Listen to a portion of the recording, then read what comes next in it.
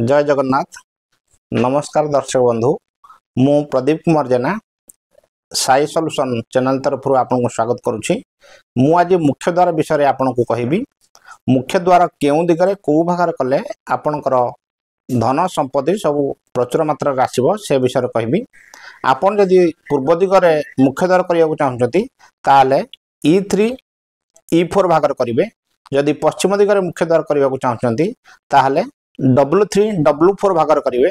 जदि दक्षिण दिगरे मुख्य द्वार करने चाहते ताले S3 S4 भाग करेंगे।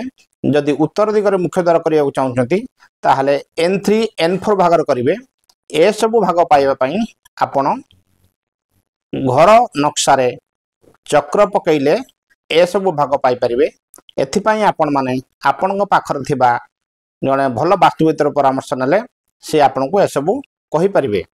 तेणु आपण माने यदि ए दिगरे मुख्य द्वार करती ताहले आपणकर प्रचुर धन संपत्ति आसीबो एवं आपणकर स्वास्थ्य मध्य ठीक रहिबो।